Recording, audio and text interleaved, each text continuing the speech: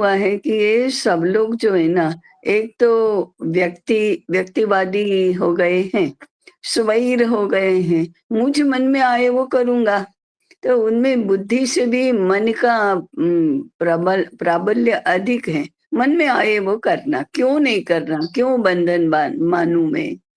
फिर भी उनको बंधन में रहना तो पड़ता ही है। पैसा पैसा कमाए बिना तो उनको चलेगा नहीं, क्योंकि उनको ये चाहिए, वो चाहिए, सब तो चाहिए। तो पैसा कमाने के लिए जाएँगे, वहाँ जो भी बंधन होंगे वो सब चुपचाप सहन करेंगे। परंतु उन बंधनों के प्रति उनको कोई आदर नहीं होगा, श्रद्धा नहीं होगी। इसलिए इसलिए उसमें से ये शब्दावली आगे आती है। बॉस जब सामने खड़ा है, सामने बॉस के सामने खड़े हैं, तब बॉस इज़ ऑलवेज़ राइट, और बॉस के पश्चात मित्रों में बात करते हैं तो बॉस इज़ नेवर राइट। ऐसा जो अनादर का और भाव आता है, तो उनको बिना बंधन के तो पैसा भी नहीं कमाया जा सकता, और बिना बंधन के साथ में रहा भी नहीं जा सकता ना। उसको बंधन नहीं मानना, व्यवस्था मानना, ये जरा बुद्धि ठिकाने होने का लक्षण है। कि बुद्धि ठिकाने है कि नहीं, 2 लोग साथ में रह रहे हैं और एक कहेगा कि मैं तो ज़ोर-ज़ोर से डीजे बजाऊँगा और तुमको सोना है तो सो, नहीं सोना है तो मत सो। और दूसरा कहेगा कि मैं तुमको भूखा रहना है, भूखे रहो, मैं तो खाऊँगा। ये तो ऐसे तो रहा ही नहीं जाता, कैसे भी नहीं होता, कुछ न कुछ व्यवस्था तो चाहिए। इस व्यवस्था को वे नहीं मानते। वो रजनीश जी का क्या है, वो सोशल एस्पेक्ट तो उनका ऐसा ही है। इसी प्रकार से ये व्यक्तिवादी लोग ऐसा ही है। तो ये अधूरे ज्ञान की निशानी है। अधूरी माने बुद्धि प्रगल्भ नहीं हुई है, इसलिए ऐसा होता है। तो नीति धर्म कुछ नहीं उनके लिए। नीति क्या होती है? नीति कुछ नहीं, कर्तव्य कुछ नहीं। तो हमारा तो समष्टि धर्म का पहला लक्षण कर्तव्य धर्म बताया गया।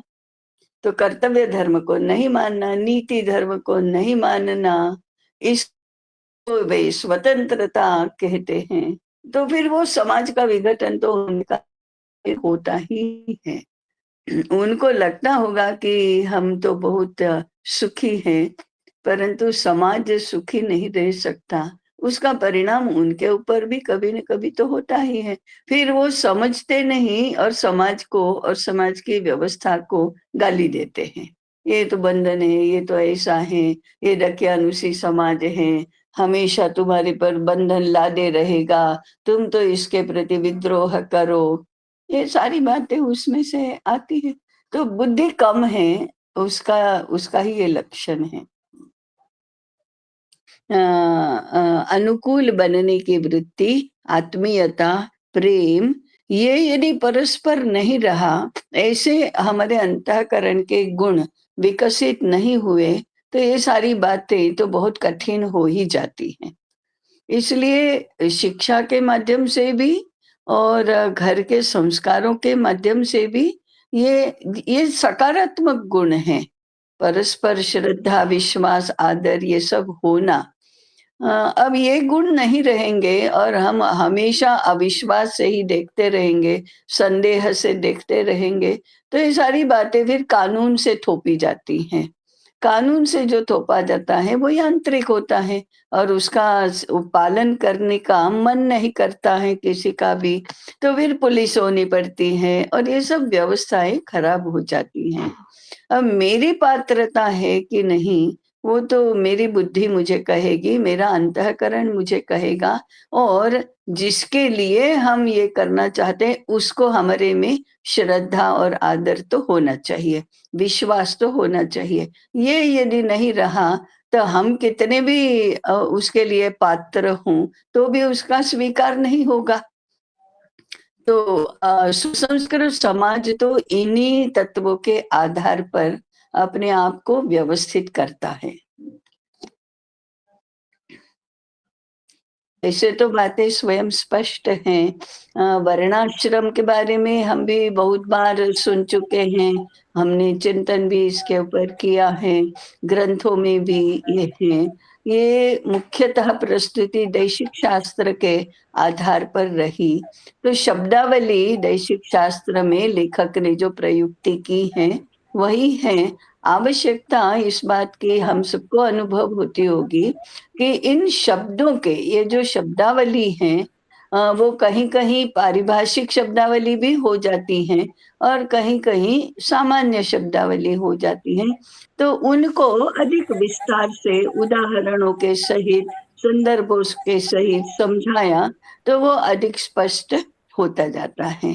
दैशिक शास्त्र की प्रस्तुति बहुत संक्षेप में रही है, इसलिए उसमें बहुत सारे उदाहरण, बहुत सारे संदर्भ और 100 वर्ष के बाद के पाठकों के लिए जो आवश्यक होता है, ऐसे खुलासे नहीं हुए हैं उसमें। तो हमारी आवश्यकता इसी के लिए तो दैशिक शास्त्र पर भाष्य लिखने की है ही और राजेंद्र जी दैशिक शास्त्र पर ही भाष्य अभी तैयार कर रहे हैं। बस मुझे इतना ही कहना है। जी, प्रश्न एक पर ये सब किया जाता है, ये अविकसित बुद्धि और अविकसित हृदय का परिणाम है। हमारी शिक्षा में जैसे शारीरिक स्वास्थ्य की और बल की शिक्षा दी जाती थी, मन की शिक्षा दी जाती थी, ऐसे ही बुद्धि और हृदय के विकास की भी शिक्षा तो होनी ही चाहिए। आज बुद्धि विकास की शिक्षा का प्रश्न गंभीर बन गया है। मन की शिक्षा तक तो हम पहुँचने लगे हैं अभी। अरे इतना स्वैराचार नहीं, मन संयम चाहिए। इसका भी तो कोई आदर नहीं करता है। नहीं, नहीं मन में आए वो करो। तो फिर बुद्धि का विकास और हृदय का विकास ये तो कैसे होगा? तो शिक्षा ने अपना सब कुछ अंतस्तत्व खो ही दिया है।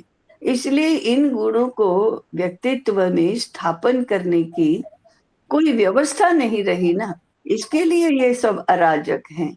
नहीं तो इसको हृदय में से उद्भूत होकर बुद्धि में प्रतिष्ठित होना, मन से स्वीकार होना, व्यवहार में इसकी कुशलता आना, ये सब तो विकसित समाज के लक्षण है ना। सभ्य समाज के, सुसंस्कृत समाज के, विकसित समाज के लक्षण हैं। तो अभी हमारा विकास जरा अवरुद्ध हो गया है। इसीलिए ये सारा बोला भी जाता है, किया भी जाता है, सोचा भी जाता है और ऐसे व्यवस्था बनाई जाती है जो है ही नहीं व्यवस्था मूलतः। तो कहीं न कहीं हमको माने बुद्धि हमको अलाउ करती है, ऋषि मुनि भी अलाउ करते हैं। आपको जो उचित लगे वो करो लेकिन व्यवस्था से तो करो, नियम से तो करो जो आपको ही आगे सुख देने वाले हैं, आपको ही सुविधा और अनुकूलता देने वाले हैं। ऐसे तो करो, कुछ बुद्धि से करो। आपकी बुद्धि का स्वातंत्र्य है, परंतु विचार करके करो ना कुछ। ऐसा अराजक तो इसी कारण से है।